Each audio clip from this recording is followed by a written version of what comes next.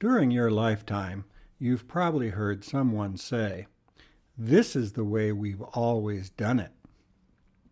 That person was probably wrong.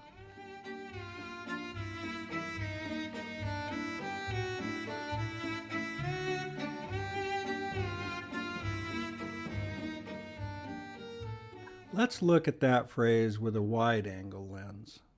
There are two important words in that sentence. In order of importance is we, followed by always. Starting with I in the place of we, the way an individual does routine things changes in little bits and bytes over time. A person will easily fold the ever-changing routine into their perception of consistency. It will seem like this is the way I've always done it. If the changes become too broad in scope, a person might dramatically shift to it was better in the old days. Human beings want life to be consistent to some degree. We want it so much that we tend to pretend life is consistent, even when it is clearly not consistent at all. We are partial to phrasing like, "It has always been this way." Not only do we want it to be like it was, we will create whole images of the past in order to project how it should be in the future. This is the personal sense of "have always done it this way." There is little to no truth in it. It isn't a lie, though. It's more a rationalized fictional creation. If we broaden the we to mean our family and close social circles, people will layer the group beliefs of consistency onto their own, something like adding icing to the mud cake. Here we begin to see enforcement of family and communal traditions. Once past the childhood beliefs in Santa and fairies, something the adults don't believe, a strong push to believe what the adults do believe shows up. Traditions are created and grow over generations, and after a short time, a tradition might take on a supernatural truth of its own. At this point, the always word becomes more important. Ubiquitous as it is, let me tell you a version of a story you have likely already heard. A young couple, Eden and Drew, were preparing for their first Christmas dinner together. Each brought traditional recipes from their childhood, and Drew's recipe for the ham won out. For 2 hours, Drew worked tirelessly on the glaze, followed by scoring the ham and adding cloves. When the ham was ready for the oven, Drew did the last steps of cutting off an inch from both ends of the ham, then putting it in the oven. Eden looked surprised and asked Drew why he cut off the ends of the ham. Drew answered, "This is the way my family always does it." Eden wanted a better answer. After a number of phone calls, Drew discovered that great-great-grandmother inadvertently started the tradition by owning a roasting pan that was too small for the uncut ham. Something some parents tell their children is, "Learn from your mistakes." The ham story and this admonition have the same basic flaw. We don't tend to think we are making a mistake when we do anything. And routine tasks are simply done the way we've always done it. Sometimes people call this a lack of creative thinking. Maybe, but generally we use creative thinking to answer a difficult question or solve a stubborn problem. If, like Drew, a person does not perceive a problem or question, the creative thinking process is not automatically activated. If we have no Eden to ask us, we simply run on autopilot. While it is not generally a problem to always do things the same way, it is not often satisfying either. Following personal or family traditions can be soothing. The way we have always done it connects us with family or group history. It can increase our sense of belonging. If the way we do things habitually feels good, like following the family tradition of taking the ends off the ham, then follow the tradition. We live within various identity rings. So far, we've looked at the bullseye ring of self and the next ring of family and immediate social circle. Let's add the ring of inmost community. These include groups like school, work, neighborhood, and church. Each added ring comes with its own set of beliefs, superstitions, and traditions. And with each added ring, some of the transitions and beliefs will chafe to some degree, as one or another communal tradition is at odds with a more central tradition. The issues we face when doing a thing the way we've always done it is that the behavior will be judged by someone who does that thing differently. In our earlier example, Eden was surprised and confused by Drew's knife wielding. When communities do a thing differently, some people, like Eden, will be benignly curious.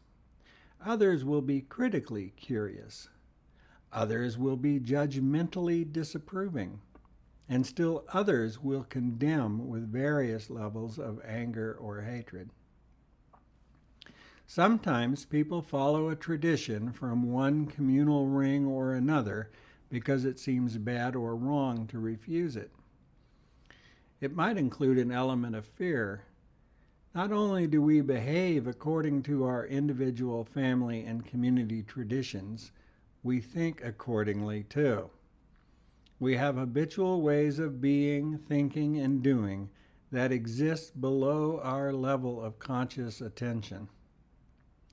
Mostly, these habitual ways are held in place by one or more fears.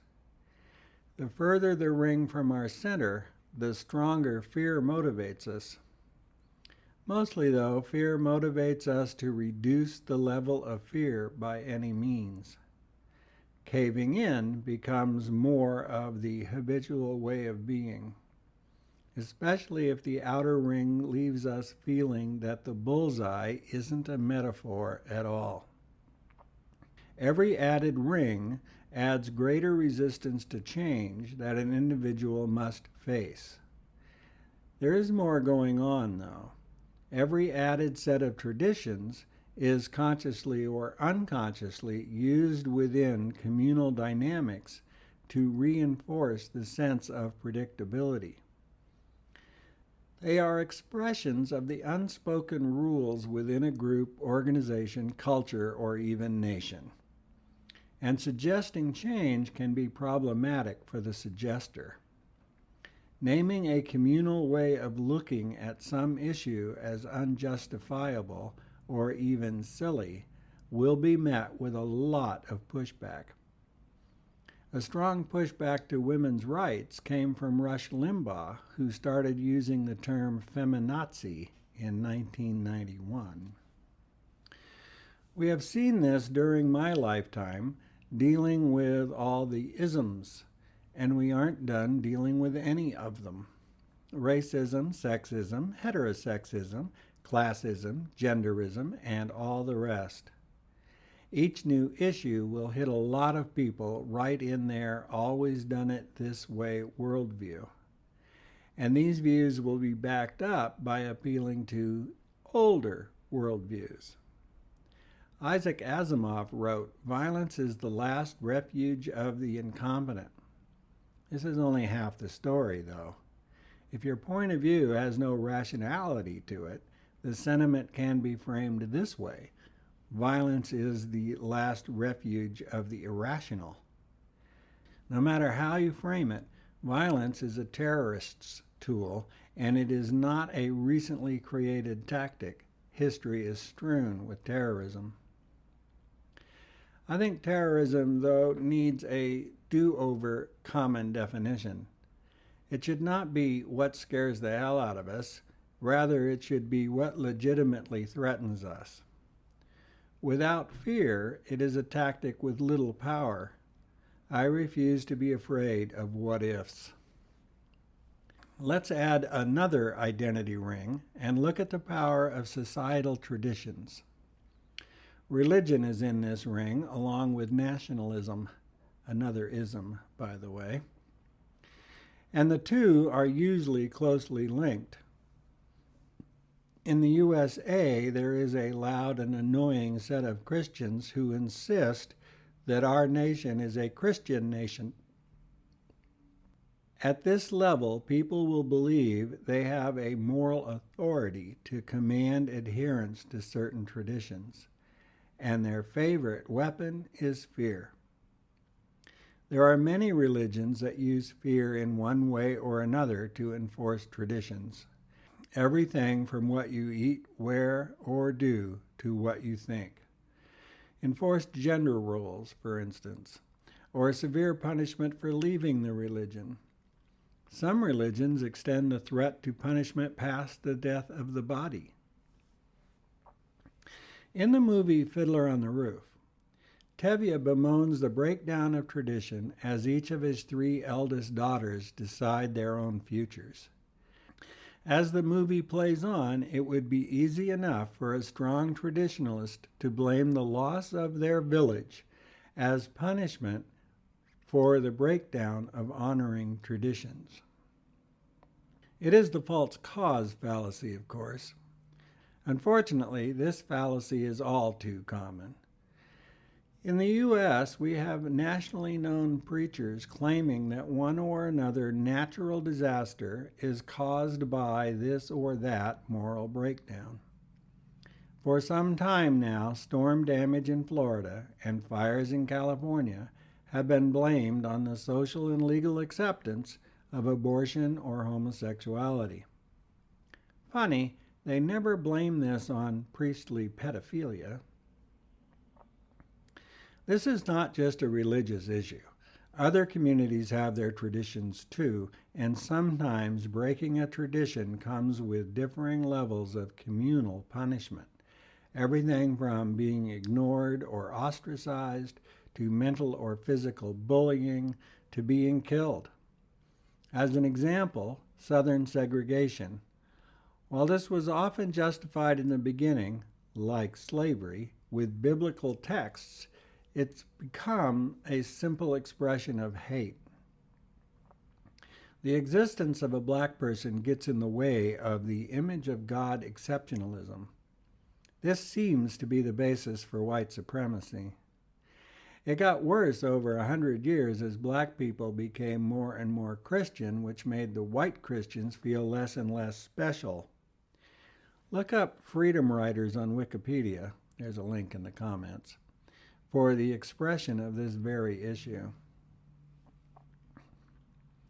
Another terrorist-inspired movement is the anti-choice group that pickets Planned Parenthood and other medical facilities with signs that have misleading fetus images. And the general fear of change and the unknown future that humans suffer can be a built-in tradition enforcement tool.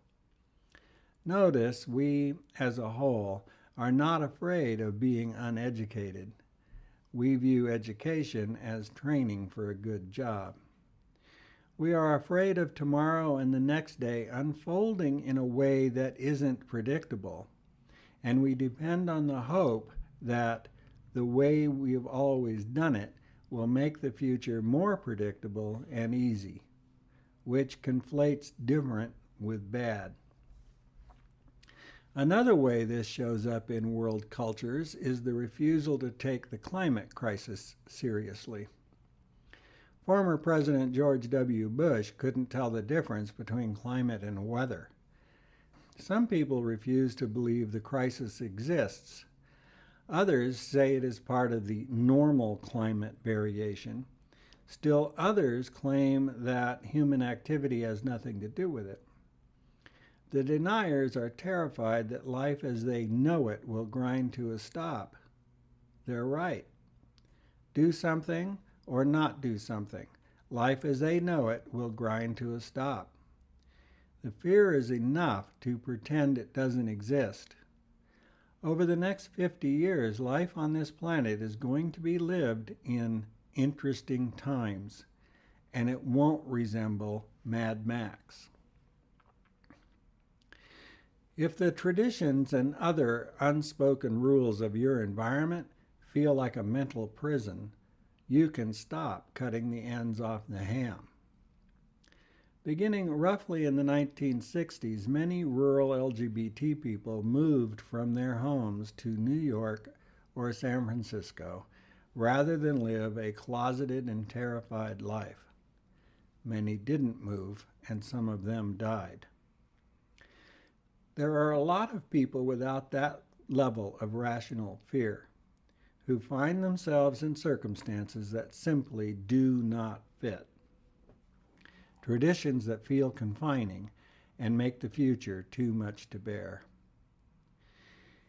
If you don't see a future that works for you, consider what you believe about today.